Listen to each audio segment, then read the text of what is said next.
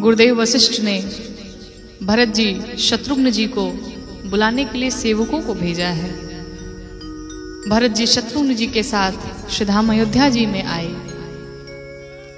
इधर मां कैकेयी मंथरा के साथ में आरती की थाल लेकर के खड़ी है।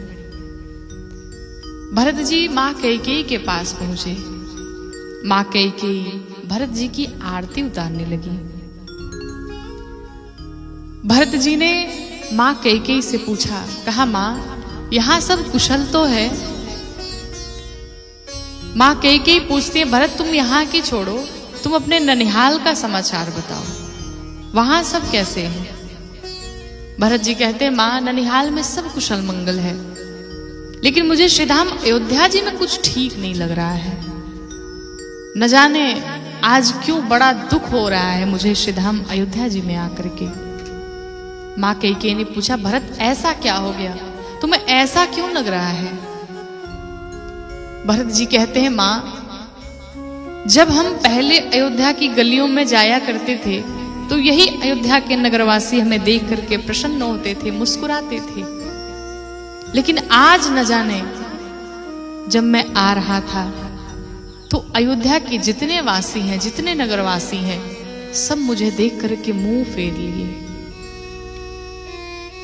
जैसे लगता है मैंने मानो बहुत बड़ा अपराध कर दिया हो, मुझसे कोई बहुत बड़ी भूल हो गई हो। मां आज मुझे न जाने ऐसा क्यों प्रतीत हो रहा है कि हमारी अयोध्या में सब कुशल नहीं है। आखिर बात क्या है? मां कैकेयी ने भरत जी से कहा, भरत मैंने सब कुछ ठीक कर लिया था, मंथरा के सहयोग से सब अच्छा हो गया था, लेकिन बीच में ही ब्रह्मा जी ने थोड़ा सा काम बिगाड़ दिया। कहा क्या हुआ? कहा भरत आपके पिताजी नहीं रहे। जैसे ही भरत जी ने सुना कि पिताजी की मृत्यु हो गई है, भरत जी भूमि पर गिर पड़े कि तात तात हा तात पुकारी और परे भूमि तल व्याकुल भारी। भरत जी व्याकुल होकर के भूमि पर गिर पड़े। कहा मां ये क्या हो गया? लगे विलाप करने। मां कैकेयी बार बार समझाती हैं भरत जी को। तब तक भरत जी अपने अश्रुओं को पोंछ करके फिर से खड़े होकर के मां कैकेयी से पूछते हैं, कहते मां एक बात मुझे समझ में नहीं आई, ऐसा कैसे संभव है? पिताजी हमें अकेला छोड़ करके कैसे जा सकते हैं? बिना मेरे भैया राम के हाथों में मेरा हाथ दिए सौंपे वो मुझे छोड़कर नहीं जा सकते। कारण क्या रहा? पिताजी की मृत्यु हुई कैसे?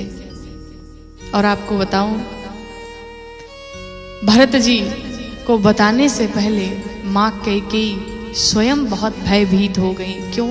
क्योंकि मां जानती थी कि अभी जैसे ही मैं बताऊंगी फिर आज के बाद भरत मुझे मां नहीं कहेगा, मैं इसके मुख से मां सुनना बंद हो जाएगा, नहीं सुन पाऊंगी मैं फिर कभी।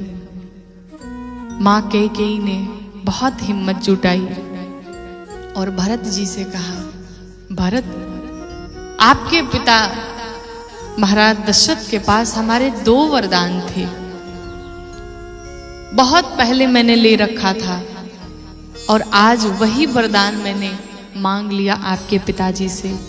पहला वरदान मांगा कि राम के स्थान पर भरत राजा बने, और दूसरा वरदान मैंने मांग लिया कि राम को 14 वर्ष का वनवास हो जाए।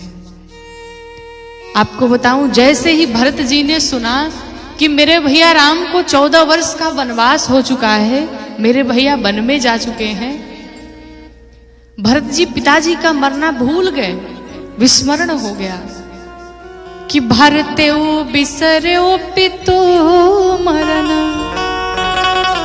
सुनत राम बन गो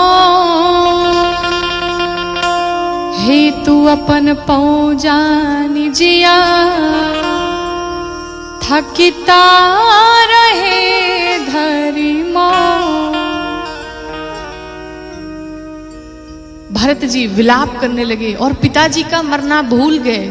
जिस प्रकार से जीवन में एक छोटा सा दुख होता है और जब उस दुख के सामने कोई बड़ा सा दुख आ जाता है तो व्यक्ति अपने जीवन के उस छोटे से दुख को भूल जाता है, उसी प्रकार से भरत जी भी पिताजी का मरना भूल गए और लगे विलाप करने।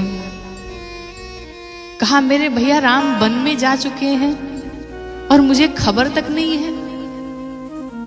ये सब कुछ इस पापी भरत के कारण ही हुआ। शत्रुघ्न भैया, मंथरा वहीं थी, लगे मारने। भरत जी कहते हैं शत्रुघ्न इस बेचारी मंथरा को क्यों मारते हो? अरे अगर मारना हो तो इस पापी भरत को मारो, क्योंकि सारा अपराध इस भरत का ही है। सब कुछ इस भरत ने किया है। अगर आज ये भरत नहीं होता तो मेरे भैया राम वन को नहीं गए होते।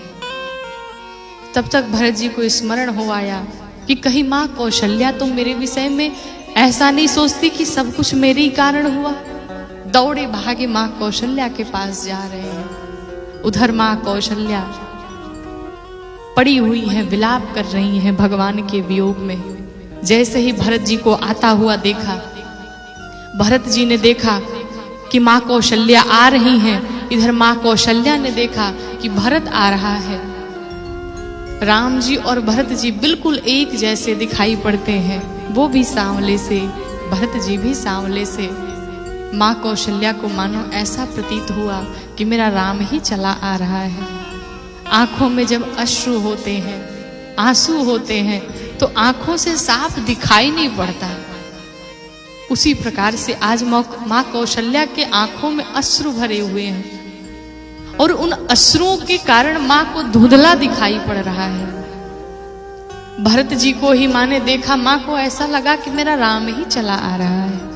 राम के पास दौड़ी भागी माँ कौशल्या जा रही हैं, उधर से भरत जी दौड़े भागे आ रहे हैं, लेकिन जाते जाते बीच में ही माँ कौशल्या गिर पड़ी है। भरत जी माँ कौशल्या को लेकर के और जा करके एक स्थान पर बैठ गए हैं। माँ कौशल्या भरत जी को बारंबार समझाती हैं। भरत जी माँ कौशल्या से कहते हैं, माँ अगर मेरे भैया राम के वन जाने में इस भरत का थोड़ा भी सहयोग हो, थोड़ी भी सहमति हो, तो जो पाप गौ को मारने से लगता है, जो पाप गौ हत्या से लगता है, वो पाप इस भरत को लग जाए। जो पाप माता पिता की हत्या से लगता है, वो पाप इस भरत को लग जाए। संसार में जितने भी पाप हैं वो सब पाप इस भरत को लग जाए, अगर मेरी थोड़ी भी सहमति हो। माँ कौशल्या भरत जी को बार बार समझाती, कहती भरत अब तू मुझे समझाएगा कि तेरा स्वभाव कैसा है, अब तू मुझे बताएगा। भरत मैं तुझे अच्छे से जानती हूँ। अरे संभव है कि मच्छर के फूंक से सुमेर पर्वत उड़ जाए, ये संभव है। संभव है कि आकाश पाताल में विलीन हो जाए, ये भी संभव है। संभव है कि धरती अपना क्षमा भाव त्याग दे, अपनी शीतलता का भाव त्याग दे, ये भी संभव है। हो सकता है सूर्य आग के स्थान पर बिल्कुल शांत हो जाए, शीतल हो जाए, ये भी संभव है। लेकिन मेरा भरत अपने भैया राम को वन भेज दे, ये कदापि संभव नहीं है। मैं तुझे जानती हूँ।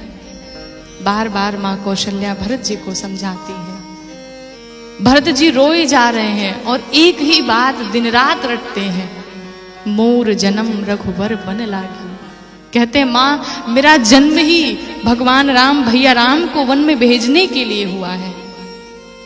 इसी बात को पकड़ करके दिन रात रोते हैं। गुरुदेव वशिष्ठ आए हैं, आकर के जो महाराज दशरथ का पार्थिव शरीर नाव में तेल भरवा करके सुरक्षित रख दिया गया था, उस महाराज के पार्थिव शरीर का अंतिम संस्कार श्री भरत जी द्वारा हुआ। गुरुदेव एक प्रकार से किसी भी विधि को करने के लिए कहते थे तो श्री भरत जी उसे 1000 प्रकार से पूर्ण करते थे। हर प्रकार से ढेर सारे दान पुण्य किए गए। त्रयोदश संस्कार संपूर्ण हुआ। एक श्रद्धांजलि सभा बिठाई गई। उस श्रद्धांजलि सभा में सारे अयोध्यावासी सब लोग उपस्थित थे। उस श्रद्धांजलि सभा में गुरुदेव बार बार भरत जी को समझा रहे हैं। भरत जी से कहते हैं, भरत आपके पिता सोचने योग्य नहीं है। सोचने योग्य 12 लोग हैं। गुरुदेव वशिष्ठ ने 12 लोगों के विषय में सोचने की बात कही। कौन कौन? कि सोची अभी जो वेद विहीना, सोची अभी जो वेद विहीना, तजिनी जधारम विषय लायलीना, तजिनी जधारम विषय लायलीना,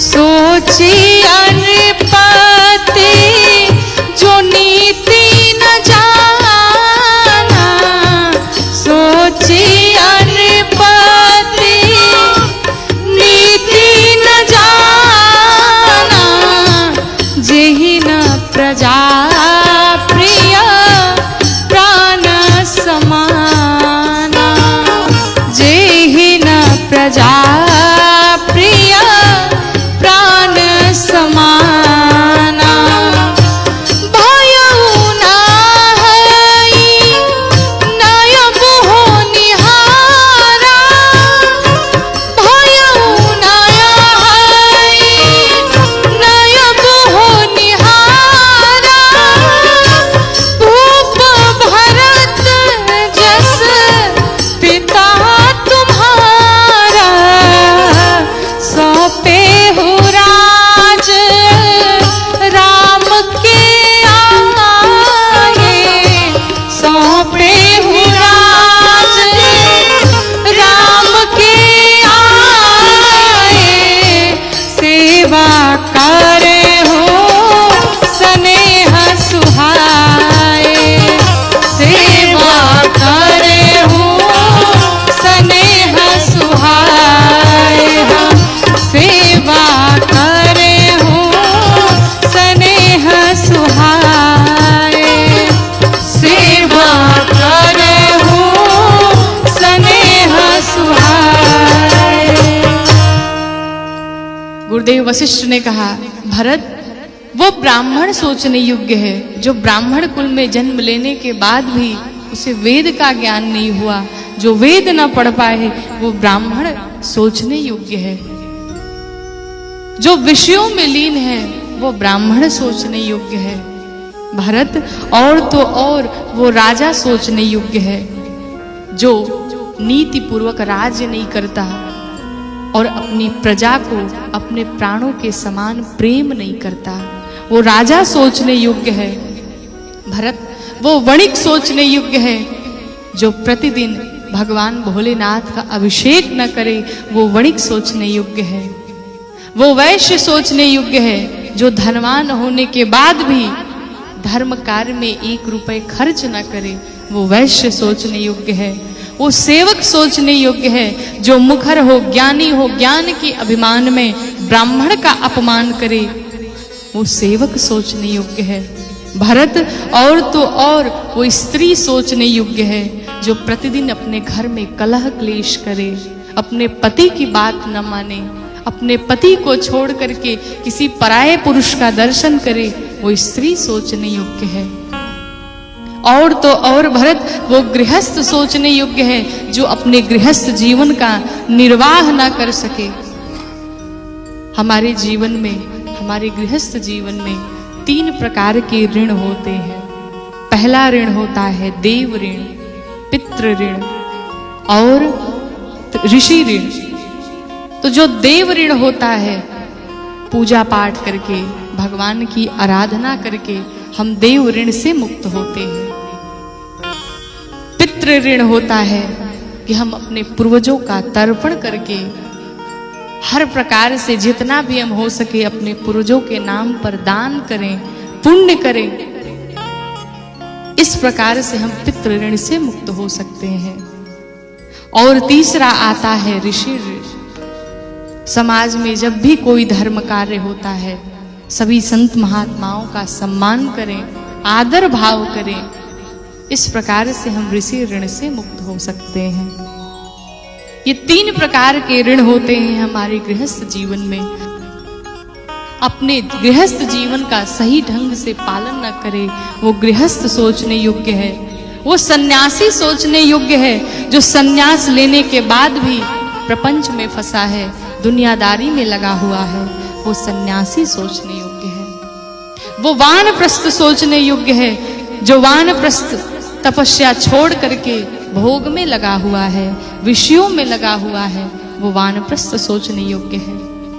और भरत, और तो और सबसे बड़ा सोचने योग्य तो वो है जो मनुष्य का शरीर पा करके भी भगवान को नहीं पाया, भगवान के चरणों में मन नहीं लगाया, वो मनुष्य सोचने योग्य है। इस प्रकार से 12 लोगों के विषय में गुरुदेव ने ऐसी बात कही। कहा, भरत आपके पिता सोचने योग्य नहीं है। अरे आपके पिता जैसा ना कोई हुआ और ना है, ना कोई हो पाएगा। अरे जिसके 4 पुत्र हों, आप जैसे, राम जैसे, लक्ष्मण जैसे, शत्रुघ्न जैसे, क्या वो सोचने योग्य हो सकता है? भरत आप क्यों चिंता कर रहे हैं? आप व्यर्थ की चिंता कर रहे हैं। इन चिंताओं से दूर हटिए। और मैं तो इतना ही कहूंगा कि एक बात मान करके आपके भैया राम वन को चले गए, और आप दूसरी बात मान करके, दूसरा वचन मान करके राजा बन जाइए। भरत जी मौन है, कुछ बोल नहीं रहे हैं। गुरुदेव वशिष्ठ भरत जी से कहते हैं, भरत एक काम करो, आप अभी राजा बन जाओ, अभी यही उचित है। और जब आपके भैया राम आएंगे तो आप उन्हें सब सौंप देना। भरत जी सोच रहे हैं, सभा के बीच में खड़े हुए और कहते हैं, गुरुदेव एक बात मैं आपसे पूछना चाहता हूं, क्या अगर आप चाहते तो मेरे भैया राम रुक नहीं सकते थे? गुरुदेव वशिष्ठ कहते हैं, भरत अवश्य रुक सकते थे, अगर मैं कहता तो राम मेरी बात को नहीं टालते। भरत जी कहते, फिर रोका क्यों नहीं?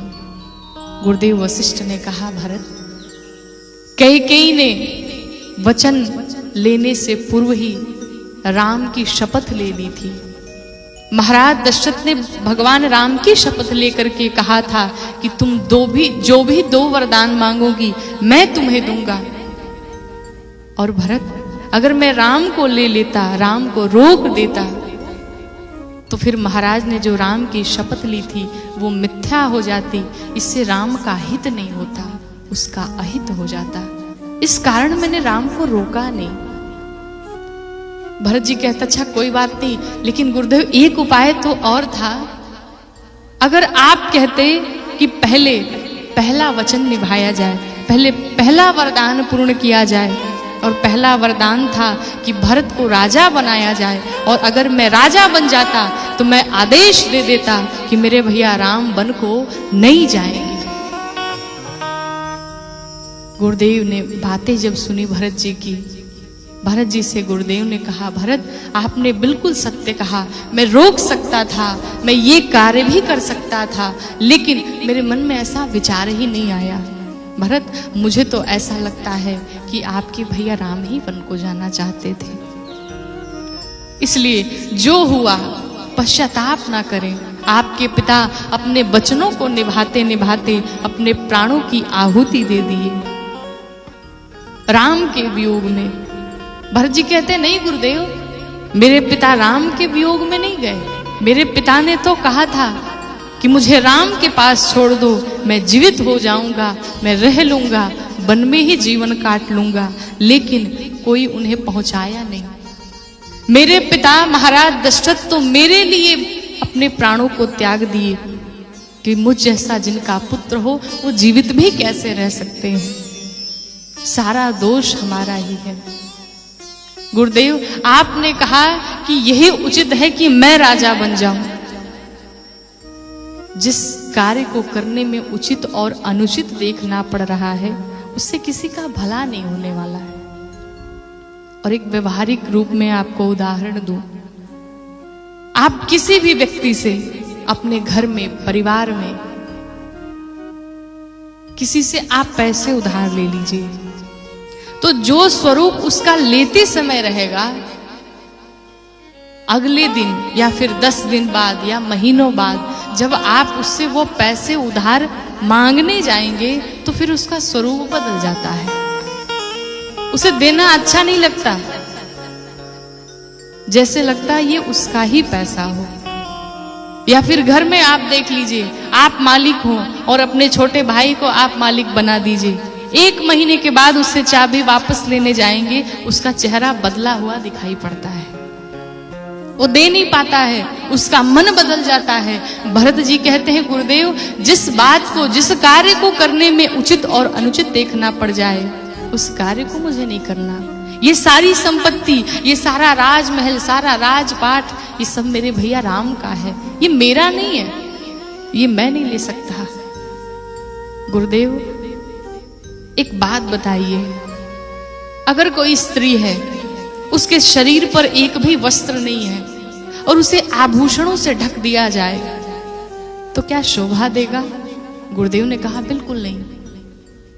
कोई रोगी व्यक्ति है, किसी व्यक्ति के शरीर में रोग ही रोग भरे पड़े हैं और उस व्यक्ति के सामने 56 भोग लेकर के जाया जाए तो क्या ये शोभा देगा?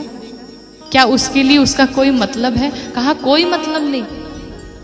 किसी के मन में वैराग्य नहीं है, कोई भक्त नहीं है और उसके सामने धर्म की चर्चा की जाए, ब्रह्म की चर्चा की जाए, क्या उसके लिए कोई मतलब है? कहा, कोई मतलब नहीं। भरत जी ने कहा, गुरुदेव, जिस प्रकार से किसी स्त्री के शरीर पर एक भी वस्त्र नहीं और उसके ऊपर आभूषण लाद दिए जाएं, उसके लिए कोई आभूषण का कोई मतलब नहीं। जिस प्रकार से एक रोगी शरीर के व्यक्ति के सामने अगर 56 भोग लेकर जाया जाए तो उस 56 भोग वो कोई किसी काम का नहीं। जिस प्रकार से किसी के मन में वैराग्य नहीं है, कोई भक्त नहीं है, उसके सामने ब्रह्म की चर्चा की जाए उसके लिए कोई अर्थ नहीं, उसी प्रकार से इस अयोध्या में जब राम नहीं तो इस अयोध्या का मेरे लिए कोई अर्थ नहीं। भरत जी ने हर प्रकार से समझाया गुरुदेव को। गुरुदेव से भरत जी कहते हैं, गुरुदेव, मैं आपसे आज्ञा नहीं ले रहा हूं, मैं बस आपको बता रहा हूं कि कल प्रातः काल होते ही मैं अपने भैया राम से मिलने जा रहा हूं और जो कोई भी मेरे साथ चलना चाहता है मैं उसे ले चलूंगा। बार बार भरत जी स्वयं को दोष देते हैं, सारा दोष हमारा है, सब कुछ मेरे कारण हुआ है। लेकिन भरत जी को एक बात का विश्वास है। क्या विश्वास है? कहते हैं कि भगवान राम, मेरे भैया राम मुझे त्याग नहीं सकते, मुझे वो अपना मानते हैं कि आपन जान न त्यागी है, मोहि रघुबीर भरोस। कहते हैं कि वो मुझे अपना जान करके मेरा त्याग नहीं कर सकते, मुझे इतना भरोसा है। और इसी अर्धाली में पूरा का पूरा भरत चरित्र समाया हुआ है। वो मुझे अपना जान करके त्यागेंगे नहीं। क्या हमको और आपको ऐसा विश्वास है भगवान पर कि भगवान मेरा ये कार्य अवश्य करेंगे, भगवान हमें कभी त्याग नहीं सकते? जिस दिन हमारा ये विश्वास भगवान पर बन जाएगा उसी दिन भगवान हमें प्राप्त हो जाएंगे। लेकिन अभी पूर्ण रूप से हम भगवान पर विश्वास नहीं कर पाते हैं। जब सब कार्य कर लेते हैं और जब बात नहीं बनती तब अंत में आकर के हम भगवान की शरण में आ जाते हैं और कहते हैं, प्रभु हमने तो करके देख लिया, अब सब कुछ आपके हाथों में है, अब सब आप करो। अंत में आने से बढ़िया है कि शुरुआत में ही हम कोई भी कार्य करें, कुछ भी करने जाएं तो सबसे पहले ठाकुर जी के चरणों में सब अर्पित कर दीजिए। प्रभु मैं जो कुछ भी करने जा रहा हूँ, करने कराने वाले तो सब आप हैं, मैं तो एक माध्यम मात्र हूँ। प्रभु अब जो कुछ भी करिएगा सब आप करिएगा, मैं कुछ नहीं कर पाऊंगा। अगर ऐसे करके चलेंगे तो सारे कार्य पूर्ण होंगे। भरत जी को विश्वास है, जैसे ही जितनी सभा के लोग थे, जैसे ही सबने सुना, सब प्रसन्न हो गए। सब भरत जी से कहते, भरत जी हम भी चलेंगे। प्रातः काल होते ही सारी तैयारियां पूर्ण की कर ली गई। जितने अयोध्यावासी थे सब चल पड़े भरत जी के साथ। भरत जी अपने विश्वास पात्र जो सेवक थे उनको अयोध्या जी में ही रोक दिया।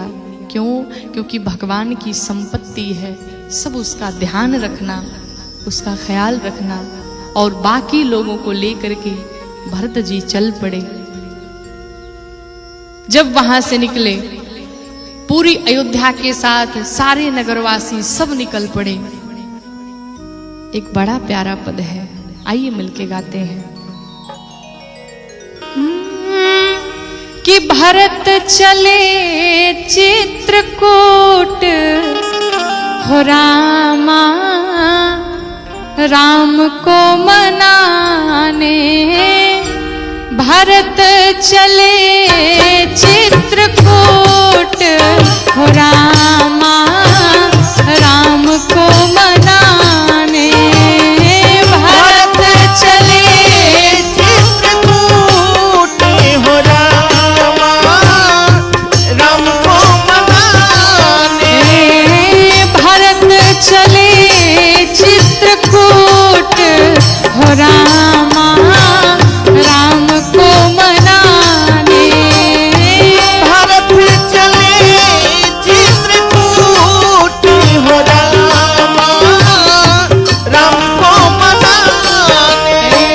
राम को मनाने, अपने भैया को मनाने।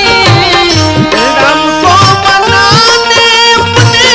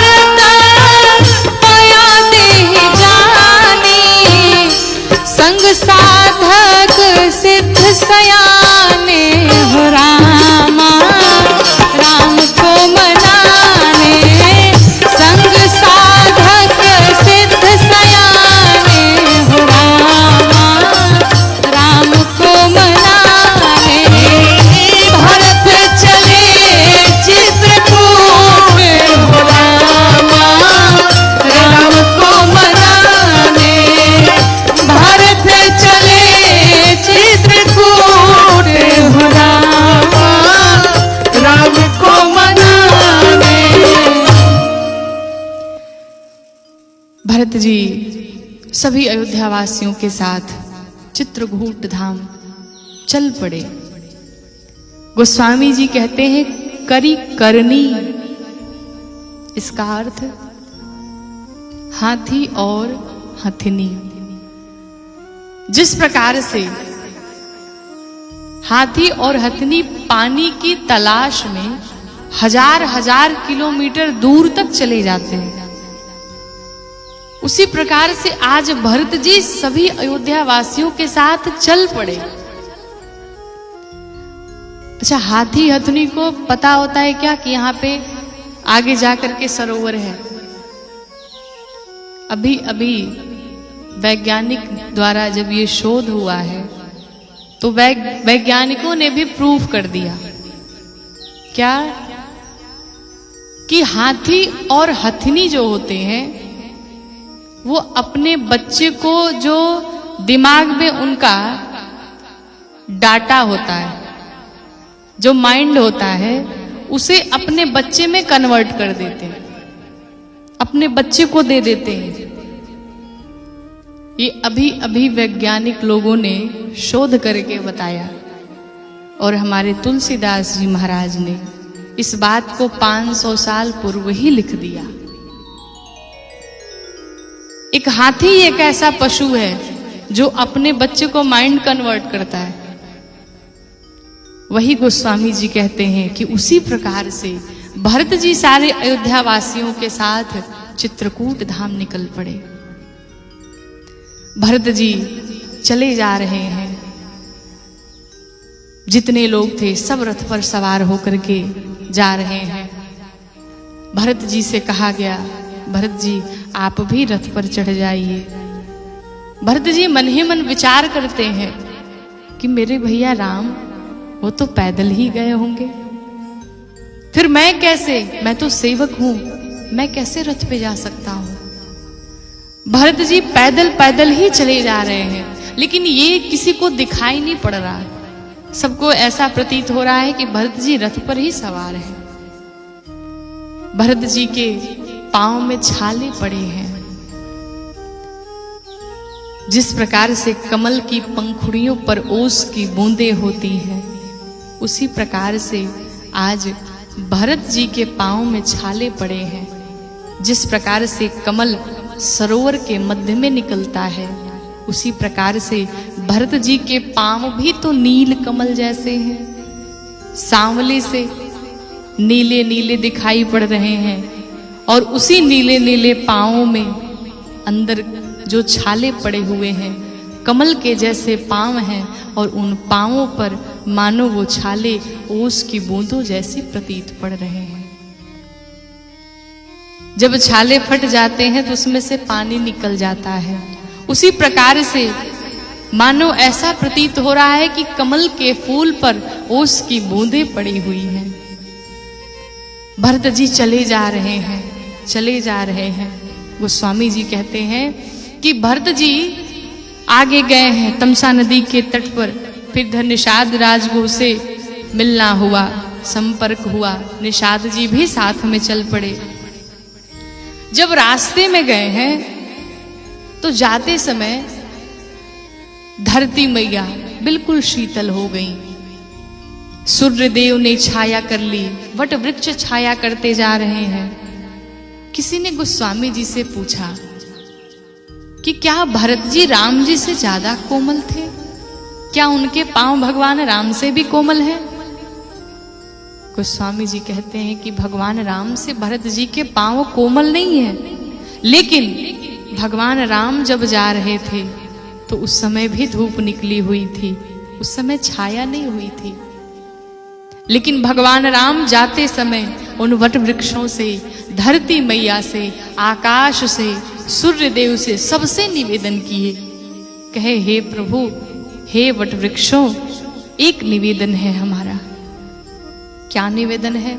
जितना कष्ट मुझे हो रहा है, पैदल जब हम चल रहे हैं मेरे पांव जल रहे हैं, मेरे पांव में छाले पड़ गए हैं, तो ये जो कष्ट मुझे हो रहा है, ये कष्ट मेरे भरत को ना हो। वट वृक्षों ने पूछा, प्रभु क्या आपके भी पांव से कोमल भरत जी के कोमल पांव हैं?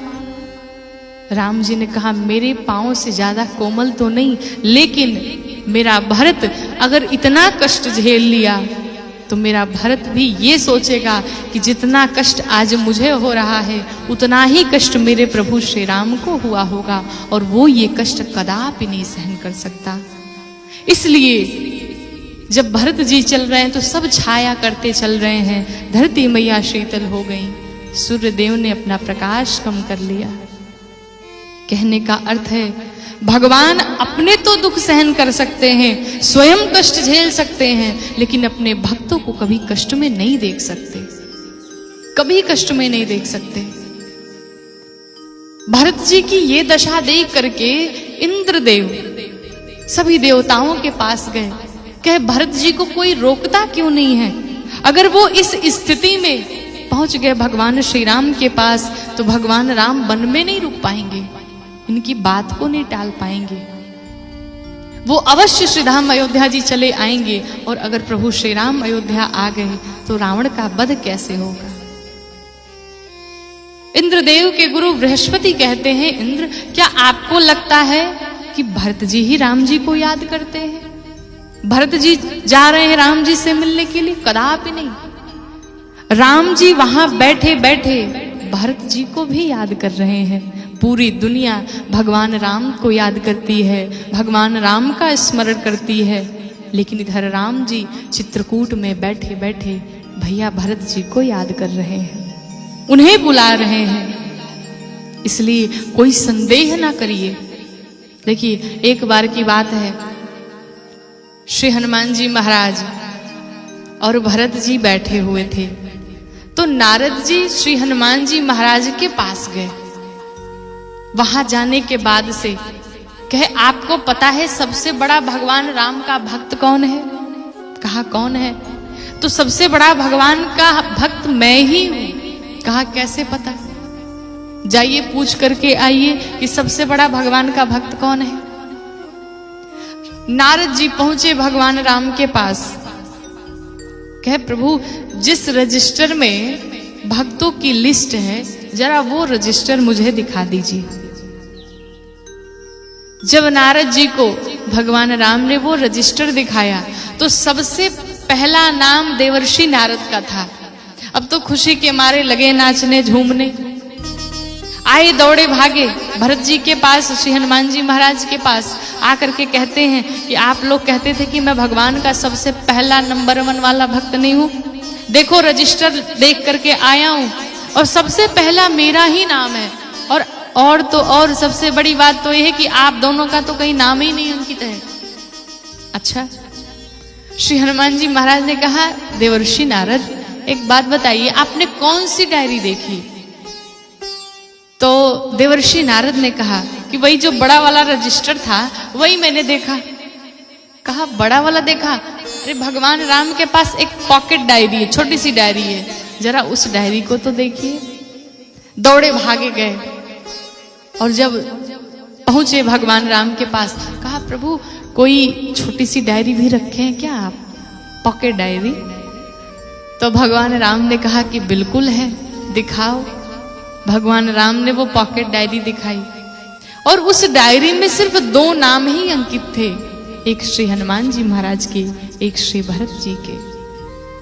जब देवर्षि नारद ने सिर्फ 2 नाम देखे तो देवर्षि नारद ने पूछा भगवान राम से, कहा प्रभु उस बड़ी वाली डायरी में इतने सारे भक्तों की लिस्ट है और इस छोटी सी डायरी में मात्र 2 लोगों का नाम अंकित है, ऐसा क्यों?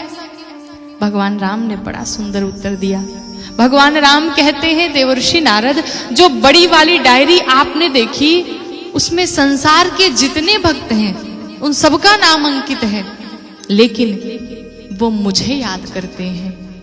और इस पॉकेट डायरी में, जो छोटी सी डायरी में जो 2 नाम अंकित है, इन्हें मैं याद करता हूँ। फर्क सिर्फ इतना ही है कि संसार वाले मुझे याद करते हैं, लेकिन इन भक्तों को, इन 2 भक्तों को स्वयं मैं याद करता हूँ। देखिए, ये सूत्र है जीवन का। हम अपने बड़े को याद करें ये कोई बड़ी बात नहीं, लेकिन हमारा बड़ा मुझे याद करे ये सबसे बड़ी बात है। भरत जी चले जा रहे हैं, रास्ते में गिर पड़ते हैं। सब देख करके आश्चर्यचकित हैं। भरत जी तीर्थराज प्रयाग में पहुंचे हैं। तीर्थराज प्रयाग में जब गए, जाने के बाद से सबने त्रिवेणी में स्नान किया। भरत जी एक किनारे आकर के खड़े हुए हैं, वो स्नान नहीं कर रहे। किसी ने कहा कि ये बताइए भरत जी, सब वहां त्रिवेणी में स्नान कर रहे हैं, आप यहां क्यों स्नान कर रहे हैं? भरत जी ने कहा कि वहां गंगा, यमुना, सरस्वती, इन तीनों का संगम है और मैं सरस्वती से मिलना नहीं चाहता। क्यों? क्योंकि सारा कारण उन सरस्वती के कारण ही हुआ। जो कुछ भी हुआ, ना सरस्वती आई होती, ना मेरे माँ की मति पलटी होती, ना मेरे भैया राम वन को गए होते।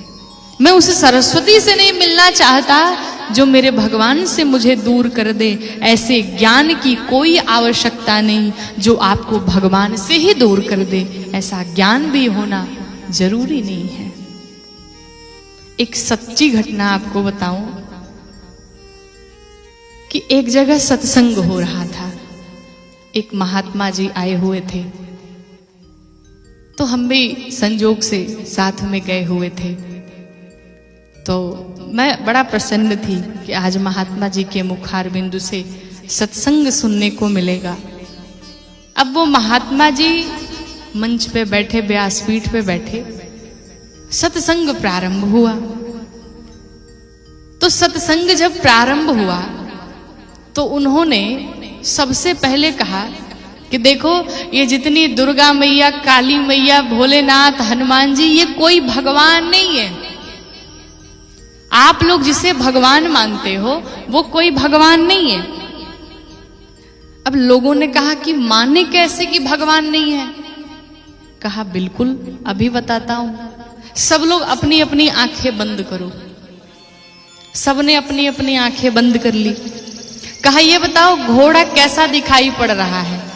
अब सबने अपनी आंख बंद की, घोड़ा दिखाई देने लगा। सबसे पूछा ये बताओ सबको घोड़ा एक जैसे दिखाई दे रहा है कि अलग अलग? कहा नहीं, सबको एक जैसा दिखाई पड़ रहा है। अच्छा, हाथी देखो। सबने हाथी देखना शुरू किया। कहा हाथी कैसे दिखाई दे रही है? तो सबको एक जैसे। जितने पशु थे सबको कहा सबको देख लो, सबको एक जैसे दिखाई पड़ रहे थे। अब सबने कहा, उस गुरुजी ने कहा कि सब लोग आंखें खोल लो।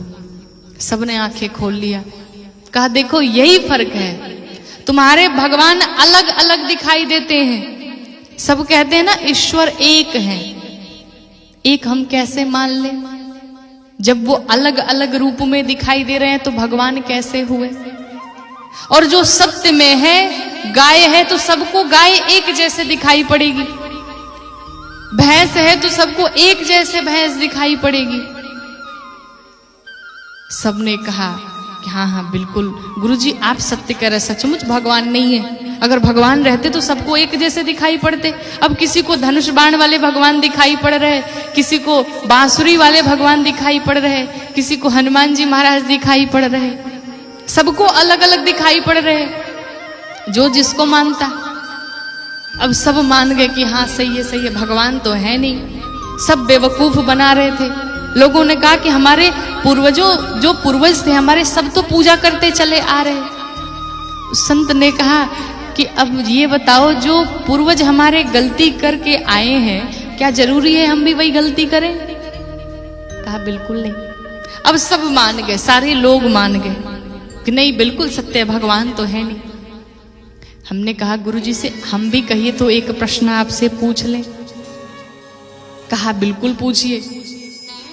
हमने लोगों से कहा कि एक काम करो, सब लोग अपने अपने बाप का ध्यान करो। अब जितने लोग थे सब अपने अपने बाप का ध्यान करने लगे। हमने पूछा ये बताओ सबको एक दिखाई दे रहे हैं कि अलग अलग दिखाई दे रहे हैं? सबने उत्तर दिया कि नहीं नहीं, जब हमारे पिता हैं तो हमारे पिता तो एक ही होंगे, तो सबको अलग अलग दिखाई दे रहे हैं। उसी प्रकार से पिता एक ही होता है, लेकिन सबके अलग अलग स्वरूप होते हैं। किसी के 4 बाप तो होते नहीं, बाप तो एक ही होता है। अर्थात भगवान एक ही है, लेकिन स्वरूप अलग अलग है। अर्थात ऐसी विद्या का, ऐसे ज्ञान का कोई अर्थ नहीं जो भगवान के चरणों से आपको दूर कर दे। भरत जी अकेले स्नान कर रहे हैं। त्रिवेणी मैया प्रसन्न हुई भरत जी से, कहती है भरत जी आपको क्या चाहिए, आप जो मांगिए मैं सो दूंगी आपको। भरत जी ने त्रिवेणी मैया से मांगा, हे माँ मुझे यही वरदान दो कि दिन प्रतिदिन मेरा भगवान राम के चरणों में प्रेम बढ़ता जाए। और हे माता, मैं भगवान से इतना प्रेम करता हूं, इतना अगाध प्रेम है, ये मेरे प्रभु श्री राम न जान पाए। मां ने आशीर्वाद दिया है भरत जी को। भरत जी जब यमुना जी को देखते हैं तो भगवान राम की याद आ जाती है। गंगा मैया का वो जब धवल स्वरूप देखते हैं तो जानकी मैया की याद आ जाती है। भरत जी के नेत्रों में आंसू हैं। भगवान को याद करते हुए वहां से माँ को प्रणाम करके निकले हैं। भरद्वाज जी से मिले, रास्ते में आगे गए हैं। जो नगरवासी थे आगे चल के सभी नगरवासियों को लेकर के चल पड़े हैं और अंत में चित्रकूट धाम के पास पहुंचे। इधर निषाद राजगुह ने दिखाया भरत जी को कि कामदगिरी पर्वत, जो पर्वत शिरोमणि कामदगिरी हैं, उनका दर्शन कराया। वहीं पर बगल में पयस्विनी नदी के तट पर सभी निवास करते थे। इधर लक्ष्मण जी,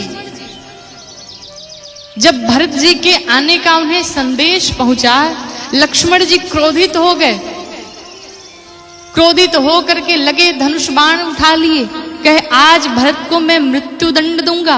अगर आज ब्रह्मा भी आ गए तो भरत को कोई बचा नहीं सकता है। आकाशवाणी हुई, लक्ष्मण जी हम जानते हैं आप बहुत बड़े बलशाली हैं, धनुर्विद्या में पारंगत हैं, लेकिन कोई भी कार्य सोच समझ करके करना चाहिए। ऐसा कोई कार्य न करें कि बाद में चल के आपको पछताना पड़े। लक्ष्मण जी दौड़े भागे आए हैं भगवान राम के पास। भगवान राम के पास आकर के कहते हैं प्रभु मैं जान गया हूं भरत किस लिए आया है। अरे उसे राज्य पाठ लेकर के अभी संतोष नहीं मिला, वो संतुष्ट नहीं हुआ। मैं जानता हूं वो आपको जान से मार देना चाहता है, वो आपकी मृत्यु चाहता है ताकि निष्कंटक होकर के वो राज्य कर सके। उसे लगता है कि 14 वर्ष बाद जब आप अयोध्या में जाएंगे तो सारे नगरवासी फिर से आपको राजा बना देंगे। मैं भरत को जान चुका हूं और भैया आज मैं युद्ध करके रहूंगा भरत से।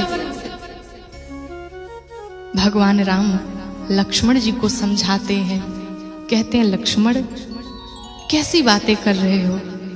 अरे मैं जानता हूं मेरा भरत आया हुआ है, लेकिन मेरे भरत को कभी मद हो जाए, कभी अहंकार हो जाए, कोई घमंड हो जाए, ये संभव नहीं है। मच्छर के फूंक से सुमेरु पर्वत उड़ सकता है, ये संभव है।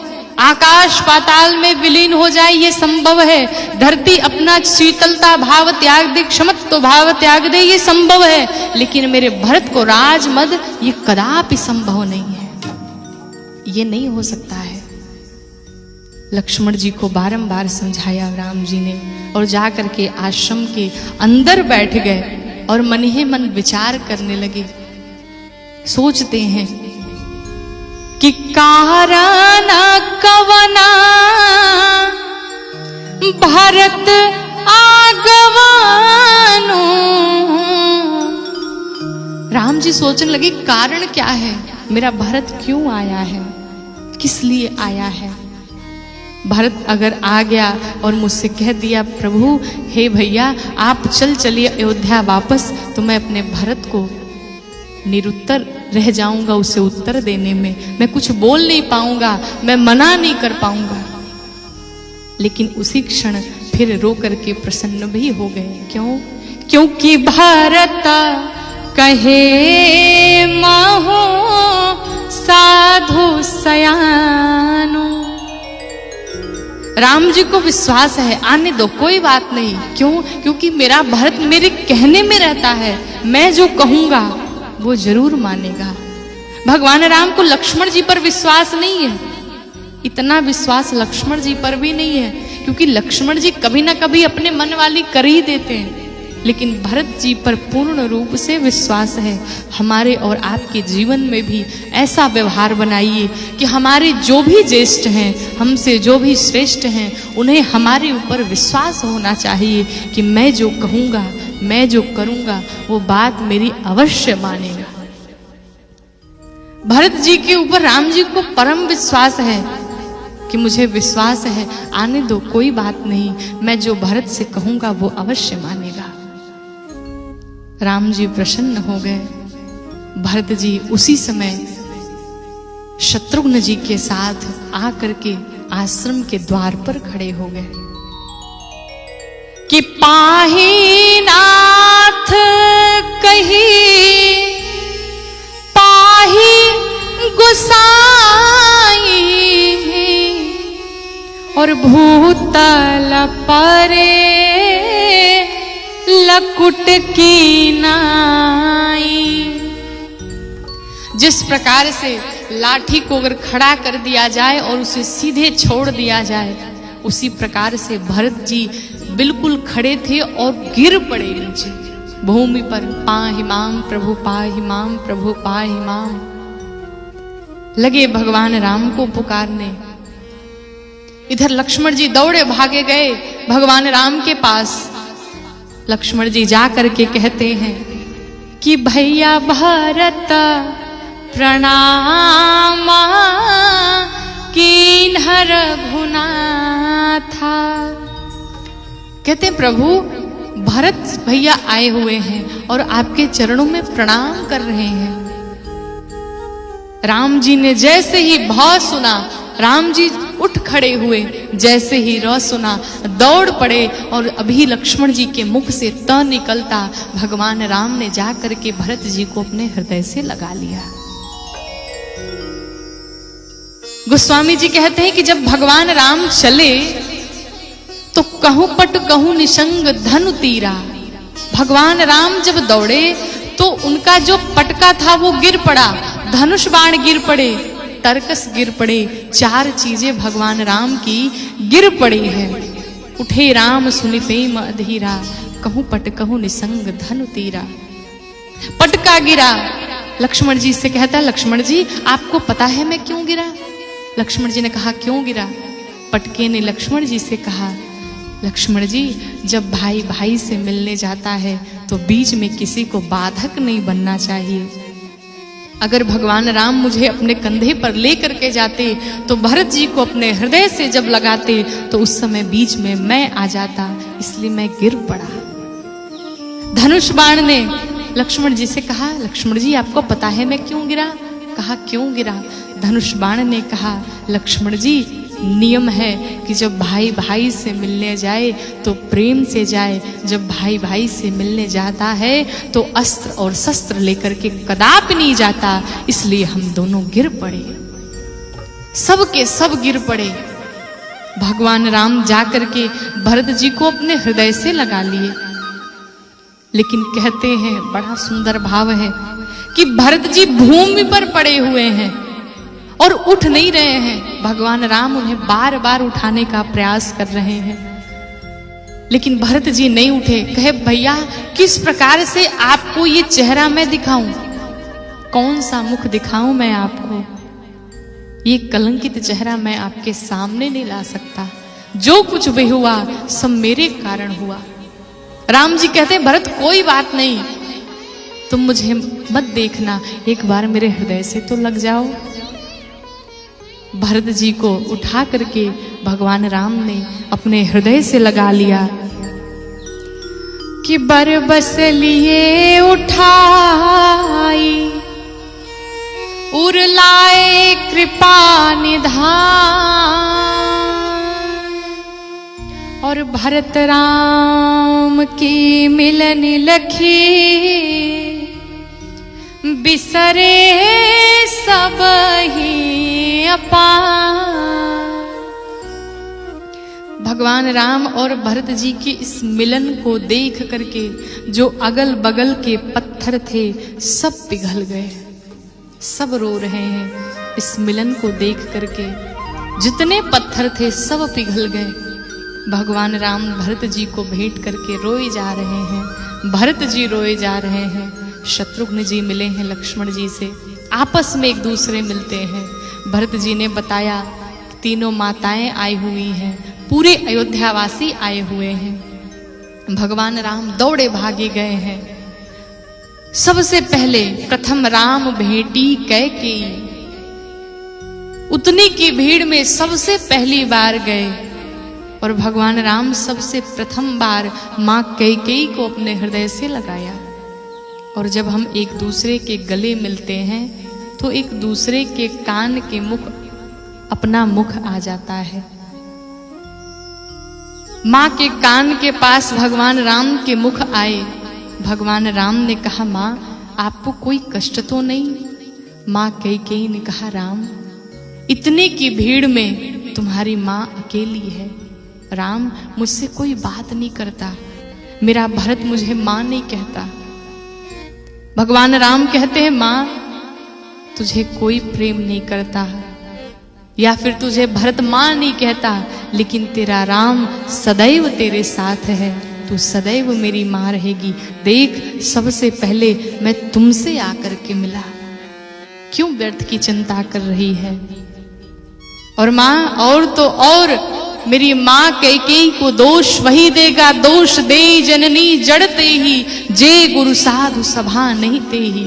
मेरी मां कैकेयी को दोष वही देगा जिसने कभी गुरु का सानिध्य नहीं पाया हो, जिसके अंदर कोई संस्कार ना हो, वही मेरी मां को बुरा कहेगा।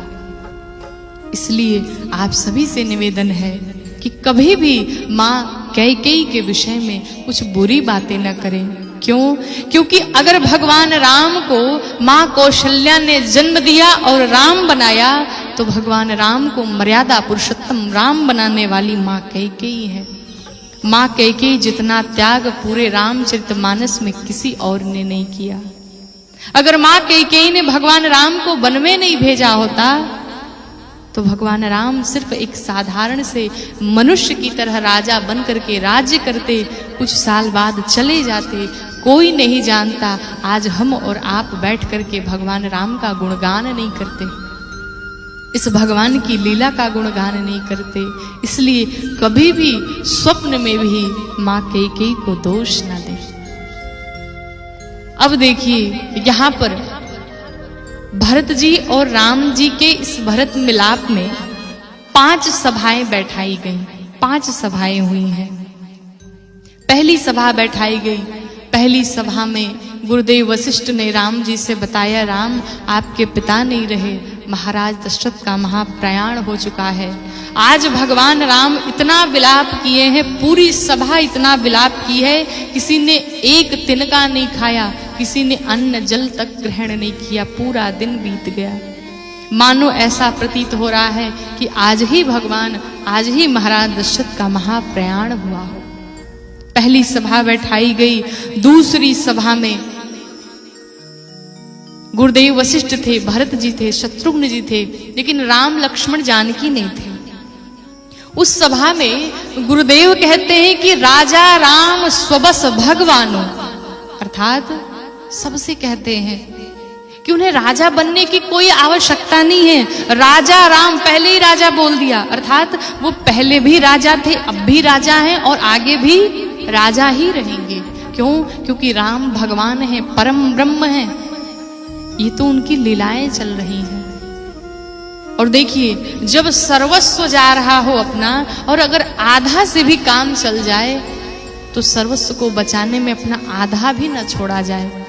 भरत जी ने कहा, गुरुदेव आप कहना क्या चाहते हैं? गुरुदेव ने उत्तर दिया।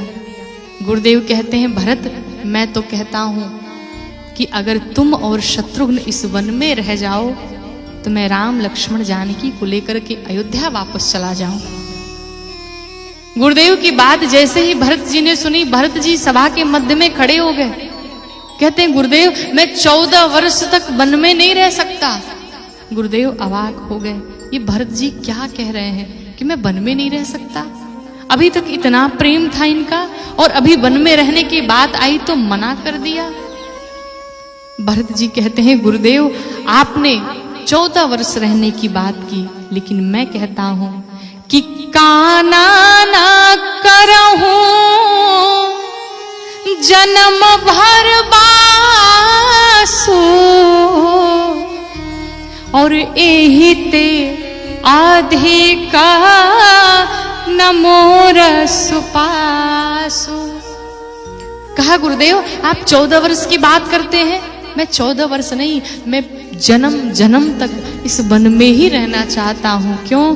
क्योंकि 14 वर्ष अगर वन में रहा और 14 वर्ष के बाद अगर अयोध्या लौट करके वापस गया, न जाने फिर मेरी माँ कैकेयी के मन में कुछ हो जाए और वो फिर से मेरे भैया राम से ये मांग ले कि राम तुम्हें फिर से वनवास है और मेरा भरत फिर राजा बनेगा, फिर मैं क्या करूंगा। गुरुदेव भरत जी की बात सुनकर के स्तब्ध हो गए, शब्द ही नहीं उनके पास कि अब इसकी आगे कहें तो कहें क्या। इतना अगाध प्रेम भगवान राम से करने वाला कौन है। तीसरी सभा हुई भगवान राम के पास, सब गए मिलकर के। अब गुरुदेव बैठे हैं, भगवान राम बैठे हैं, सभी लोग बैठे हैं। गुरुदेव ने भरत जी से कहा भरत सही समय आया है, बोल दो तुम्हें क्या चाहिए। अब भरत जी भगवान राम से कहते हैं प्रभु आप जो निर्णय लीजिए मैं वही करूंगा। भगवान राम कहते हैं गुरुदेव आपके रहते हुए हम निर्णय कैसे ले सकते हैं, आप ही बताइए, आप जो कहेंगे वो हो जाएगा। गुरुदेव फिर भरत जी से कहते हैं भरत समय आ गया है, बोल दे तुझे क्या चाहिए, तू क्या चाहता है। भरत जी सभा के मध्य में खड़े हुए, सभा के अभी सभा चल ही रही थी, तब तक जनक जी महाराज चले आए। जनक जी महाराज के स्वागत के लिए भगवान राम सबके साथ गए हैं। आज प्रथम बार जानकी मैया को जब से महाराज जनक ने विदा किया तब से लेकर के आज पहली बार, प्रथम बार तो दुल्हन के स्वरूप में देखा था, लेकिन आज महाराज जनक ने माँ सीता को तपस्वियों के वेश में देखा है, लेकिन देखकर प्रसन्न हो गए। पुत्री पवित्र किए कुल दो, तुमने एक नहीं दो दो कुलों को पवित्र कर दिया। आज मैं धन्य हो गया, मैं बड़ा भाग्यशाली हूँ कि मैं तुम्हारा पिता हूँ। गंग अवनि थल तीन बड़े रे, गंगा ने मात्र 3 स्थान बनाए। गंगा गोमुख से निकल करके गंगा सागर तक ही पहुंची, हर स्थान पर नहीं मिलेंगी। लेकिन पुत्री तुमने पूरे संसार में ये कार्य करके अपनी निष्ठा को बढ़ा दिया है, अपनी कीर्ति फैला दी है, मैं आज धन्य हो गया। जनक जी आए हैं, चौथी सभा बैठी है। उस सभा में गुरुदेव कहते हैं भरत अब तो बोल दे। जनक जी महाराज कहते हैं हाँ भरत तुम्हें क्या चाहिए तुम बोल दो।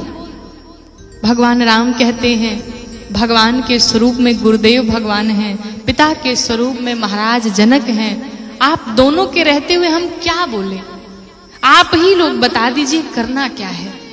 भरत जी सभा के मध्य में खड़े हुए कहते हैं गुरुवर मैं बचपन की बात बताऊं, जब हम सभी छोटे थे और जब हम आपस में खेलते थे तो उस समय मेरे भैया पता है क्या करते थे, कभी भी अपने साथ मुझे नहीं रखते थे, अपने पक्ष में कभी नहीं रखते थे, अपने विपक्षी दल में मुझे सदैव रखते थे। कहा क्यों, ऐसा क्यों करते थे।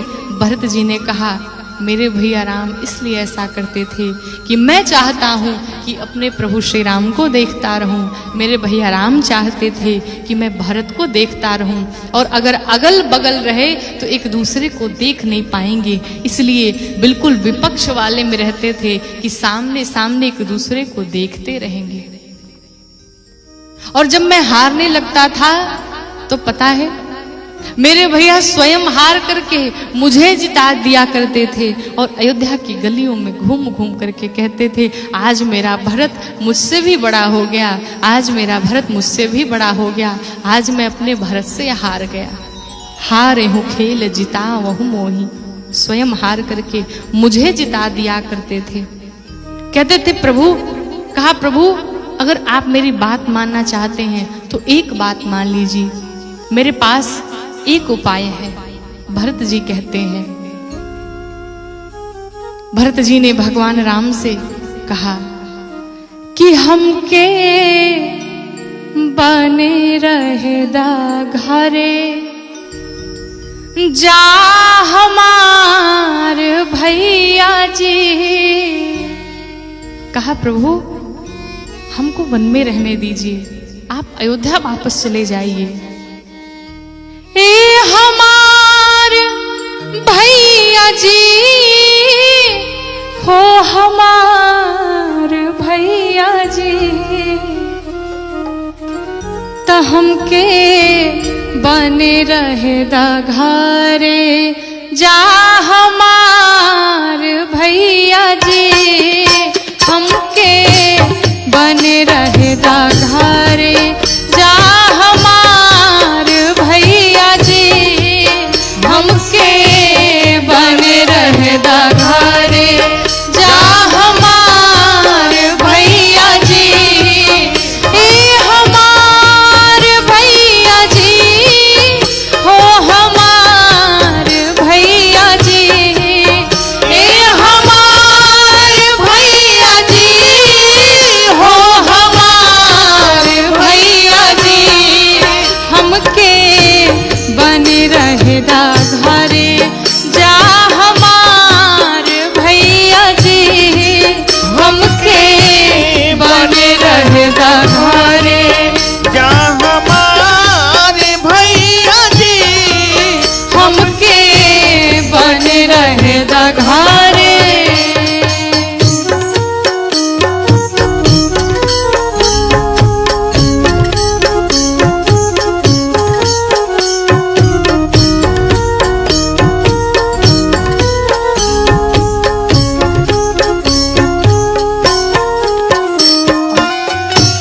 बने रहेगा घरे, जा हमारे भैया जी, हमके बने रहेगा घरे। और क्या कहा? भगवान ने मना कर दिया, तुम वन में रहोगे और मैं अयोध्या जाऊं, कदापि नहीं। अच्छा कोई बात नहीं, दूसरा प्रस्ताव है हमारे पास। क्या कहा भरत जी ने? शत्रुहान संग हम वन में रहब हरदम, शत्रुहान संग हम वन में रहब हरदम, शत्रुहान संग हम वन में रहब हरदम, शत्रुघ्न संग हम वन में रहब हरदम, राखी भाई के दुलार, ए हमार भैया जी, राखी भाई के दुलार, ए हमार भैया जी, हमके बने रहेदा घरे।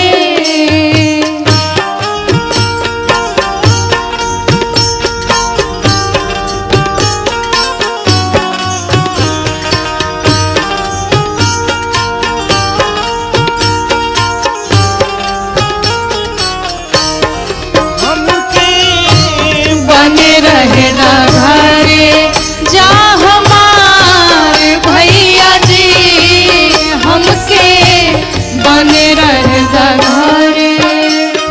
जैसे दूसरा प्रस्ताव रखा भरत जी ने, कहा प्रभु शत्रुघ्न और हम वन में रह जाते हैं, आप वापस चले जाओ जानकी मैया लक्ष्मण के साथ। भगवान ने वो भी मना कर दिया। कहा कोई बात नहीं, तीसरा प्रस्ताव भी है हमारे पास। क्या है? नाही मन बाईनाथ त हमरो के राखसा, नाही मन बाईनाथ त हमरो के राखसा, नाही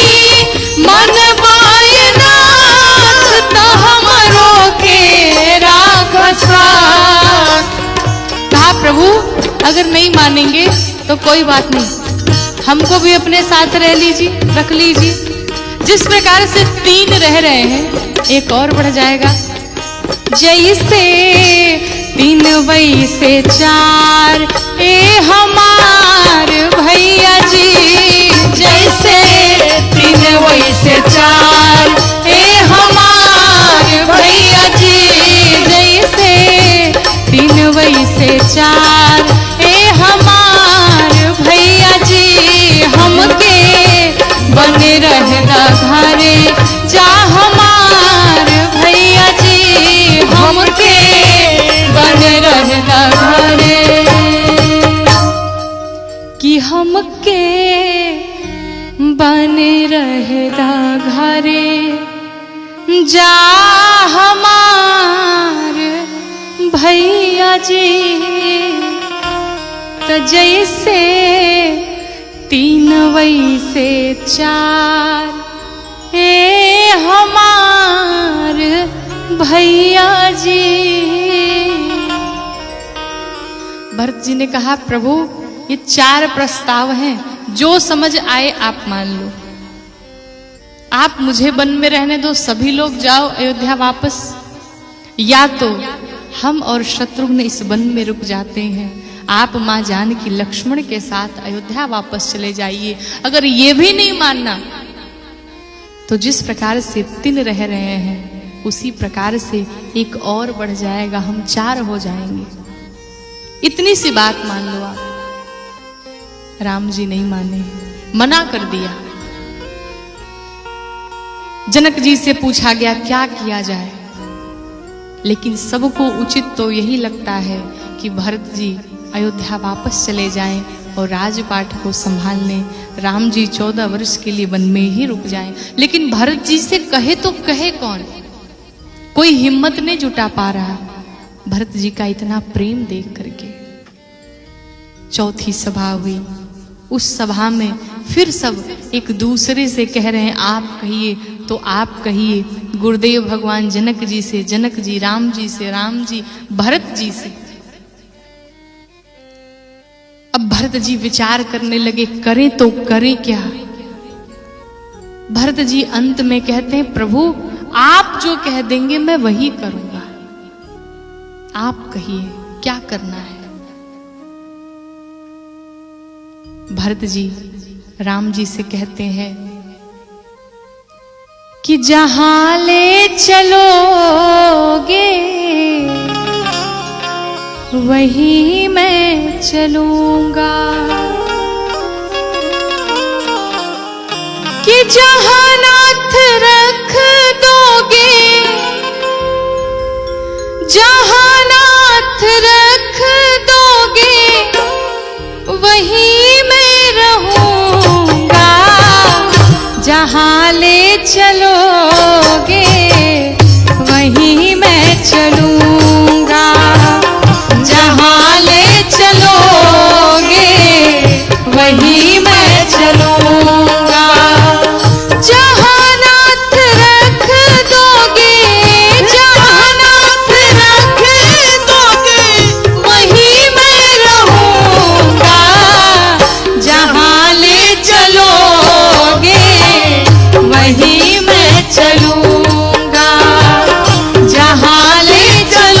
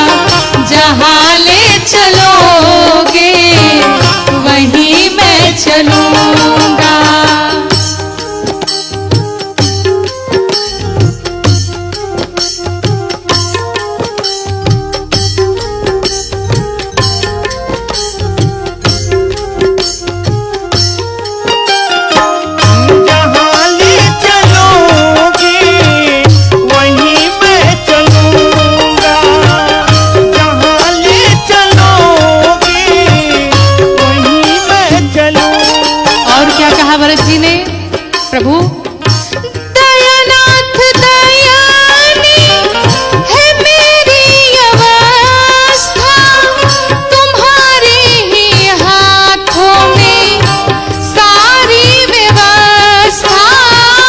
दयानाथ दयानी मेरी अवस्था, तेरे ही हाथों में सारी व्यवस्था।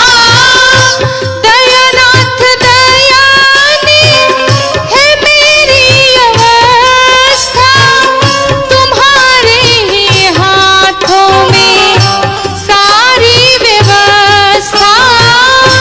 दयानाथ दयानी मेरी अवस्था, तेरे ही हाथ में अब सारी व्यवस्था। जो भी कहोगे तुम, जो भी कहोगे तुम, वही मैं करूँगा। जहाँ ले चलोगे वही मैं चलूँगा। जहाँ ले चलोगे वही मैं चलूँगा। जहाँ नाथ रख दोगे, जहाँ नाथ रख दोगे वही मैं रहूँगा। जहाँ ले चलोगे वही मैं चलूँगा। जहाँ ले चलोगे वही मैं चलूँगा। जहाँ ले चलोगे वही मैं चलूँगा। जहाँ ले चलोगे वही मैं चलूँगा। भरत जी ने कहा, प्रभु आप जो कह दोगे मैं वही करूँगा। भरत जी की बात सुनकर के भगवान राम बड़े प्रसन्न हुए। भगवान राम ने कहा, भरत एक काम करो, चलो बंटवारा कर लेते हैं। जैसे ही भरत जी ने सुना बंटवारा, कहा प्रभु क्या हो गया आपको, आप हमसे बंटवारा करेंगे? भगवान राम ने कहा, भरत बंटवारा संपत्ति का नहीं, बंटवारा विपत्ति का कर लेते हैं। आज हमारे अयोध्या पर विपत्ति आई हुई है, चल हम दोनों मिलकर के, तू अयोध्या को संभाल ले, मैं वन को संभाल लूं। इस विपत्ति को बांट लिया जाए। बांटे ही विपत्ति सब ही मोहि भाई। थोड़ा थोड़ा करके सब लोग बांट लेते हैं, फिर ये दिन कब निकल जाएंगे पता नहीं चलेगा। भरत जी बात सुनकर बड़े प्रसन्न हुए, और हमको आपको भी यही सीख लेनी चाहिए इस भरत प्रसंग से कि अपने भाई से संपत्ति का बंटवारा न करें। अपने भाई से अगर बंटवारा ही करना हो तो विपत्ति का बंटवारा करें। यही भरत चरित्र है, यही भरत चरित्र सुनने का लाभ है, यही सीख लेनी चाहिए। भरत जी ने कहा, प्रभु आपके अभिषेक की हम सामग्री लेकर के आए थे, उस सामग्री का क्या करूं? भगवान राम ने कहा, अत्रि मुनि बैठे हुए हैं, पूछ लो उनसे, वो जो कहें वही करो। भरत जी ने अत्रि मुनि से पूछा है। अत्रि मुनि ने भरत जी को आदेश दिया। वहीं पर एक कूप था, एक कुआं था। कहा, अभिषेक की जो भी सामग्री है ले जाकर के उसी कूप में डाल दीजिए। भरत जी उस अभिषेक की सामग्री को ले जाकर के उस कुएं में डाल दिए, और तभी से उस कुएं का नाम पड़ गया भरत कूप। आप चित्रकूट धाम में जाएंगे तो वहीं पर आपको श्री भरत कूप भी मिलेगा। वहां इस भरत कूप की ये महिमा है, उस भरत कूप में स्नान करने से तीर्थ में जितने भी तीर्थ हैं सभी तीर्थों में स्नान करने का फल प्राप्त हो जाता है। ये भरत कूप की महिमा है, और तभी से उसे भरत कूप के नाम से हम सभी जानने लगे। भरत जी बात को मान गए, लेकिन अब 5वीं सभा बैठी है। भरत जी अभी भी सोच में पड़े हुए हैं, मन में कुछ बातें खटक रही हैं। भगवान राम ने पूछा, क्या हुआ, अब क्या चाहते हो? भरत जी ने कहा, प्रभु आप तो नहीं चल रहे, लेकिन कम से कम आपकी कोई निशानी तो मेरे साथ होनी ही चाहिए। मैं किससे पूछ करके कोई व्यवहार करूंगा। और ऐसा संत महात्माओं का चिंतन है कि जब भगवान राम पैदल गए थे, वन में आ रहे थे, उस समय उन्होंने खड़ाऊ नहीं पहन रखा था। लेकिन जब भरत जी ने निशानी की बात की तो उस समय भगवान राम ने स्वयं को पादुकाओं के रूप में ही परिवर्तित कर दिया और कहा ऐसा जाता है कि वहीं पर भगवान राम का पादुका अवतार हुआ। बोलिए पादुका भगवान की। वहीं पर भगवान का पादुका अवतार हुआ। भरत जी उन पादुकाओं को अपने सिर पर धारण करके चल पड़े। गोस्वामी जी लिखते हैं, प्रभु कर कृपा पावरी दीन्ही, सादर भरत शीस धरि लीन्ही। प्रभु कर कृपा पावरी दीन्ही, सादर भरत शीस धरि लीन्ही। चरण पीठ करुणा जुग जामिक प्रजा प्राण के। चरण पीठ करुणा निधान के, जनु जुग जामिक प्रजा प्राण के। चरण पीठ करुणा निधान के, जनु जुग जामिक प्रजा पान के। भरत मुदित अवलंब लहेते, भरत मुदित अवलंब लहेते। अस सुख जय सिया राम रहेते, अस सुख जय सिया राम रहेते। अस सुख जय सिया राम रहेते। इस प्रकार से भगवान राम ने उन पादुकाओं को दिया है श्री भरत जी को। और भरत भैया बड़े ही आदर के साथ उन पादुकाओं को अपने सिर पर धारण करके वहां से चल पड़े। सभी अयोध्यावासी नगरवासी सब भरत जी के साथ वापस आए। चले जा रहे हैं भरत जी उन खड़ाओं को लेकर के, उन पादुकाओं को लेकर के। सभी देवता पुष्प की वृष्टि कर रहे हैं, सब प्रसन्न हैं। कि राम भक्त ले चला रे राम की निशानी, शीश पर खड़ा और अखियों में पानी।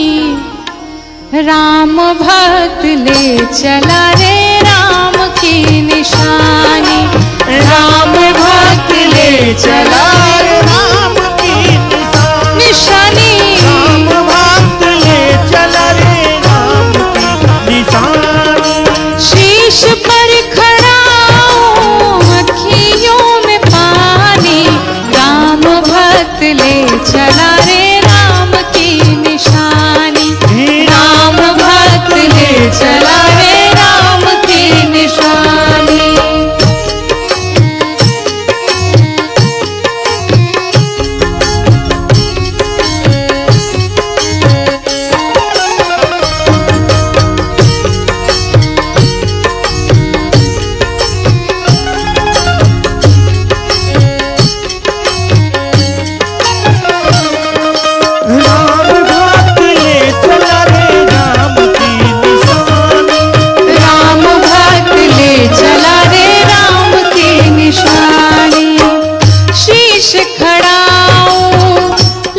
चला ऐसे राम सिया जी संग हो जैसे, शीश खड़ाओ ले चला ऐसे राम सिया जी संग हो जैसे।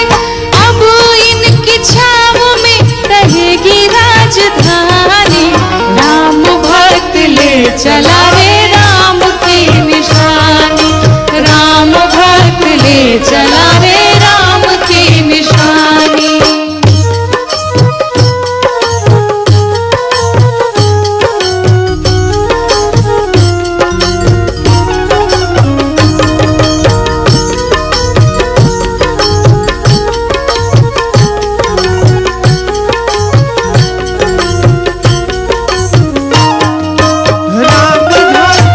चला रे राम की निशानी, राम भक्त ले चला रे राम की निशानी। पल छिन लागे सदियों जैसे, 14 बरस कटेंगे कैसे, जाने समय क्या खेल रचेगा, कौन मरेगा कौन बचेगा, कब्र मिलन के फूल खिलेंगे, नदियाँ के 2 फूल मिलेंगे, जी करता है यही बस जाए, हिल मिल 14 बरस बिताए, राम बिन कठिन है एक घड़ी भी बितानी, राम भक्त ले चला रे राम की निशानी, राम भक्त ले चला रे राम की निशानी।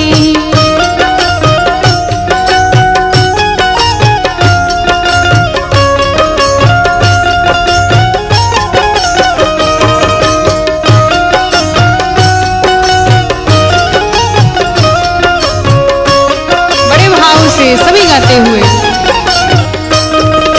राम भक्त ले चला रे राम की निशानी, राम भक्त ले चला रे राम की निशानी। तन मन वचन उमग अनुरागा, धीर धुरंधर धीरज त्यागा, तन मन वचन उमग अनुरागा, धीर धुरंधर धीरज त्यागा, भावना में बह चले धीर वीर ज्ञानी, राम भक्त ले चला रे राम की निशानी, राम भक्त ले चला रे राम की निशानी।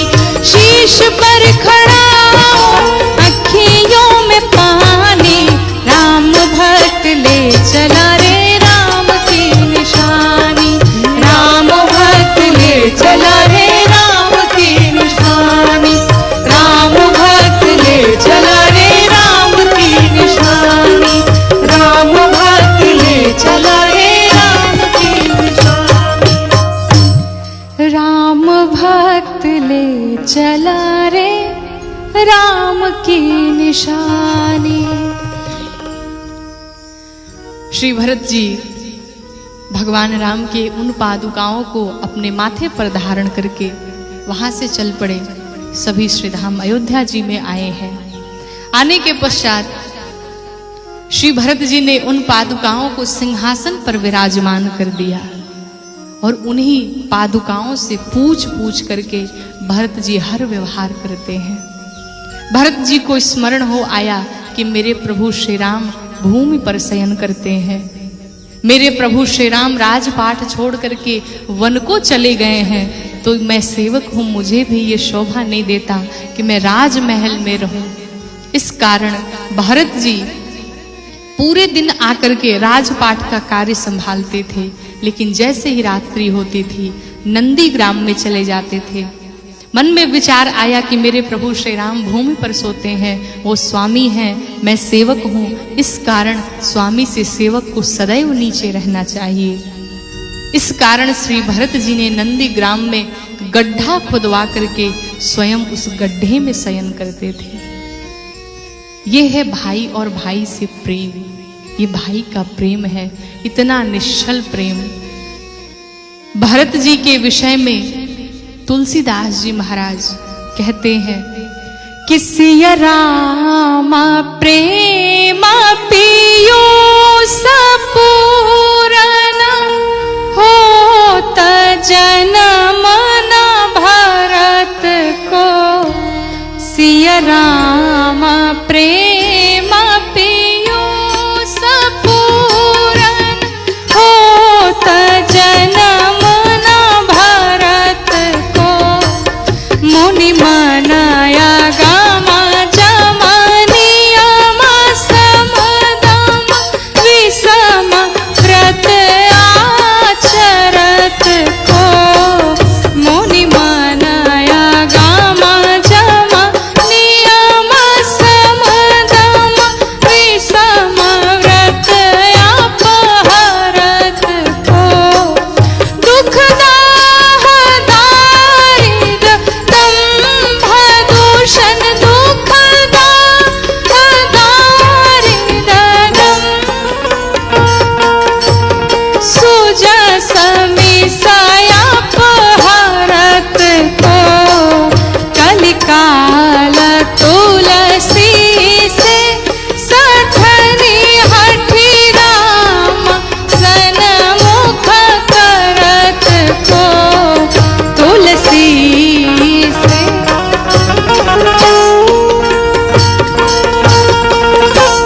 राम सन्मुख करत को आहा राम सन्मुख करत को। गोस्वामी जी ने फलश्रुति में लिखा कि अगर श्री भरत जी का जन्म नहीं होता तो अष्टांग जो योग बनते हैं, यम नियम आसन प्राणायाम प्रत्याहार धारणा ध्यान समाधि, ये जो अष्टांग योग हैं जो मुनियों के लिए अगम हैं, तो इन हम सबके लिए सुगम कौन बनाता अगर श्री भरत जी का जन्म नहीं होता तो।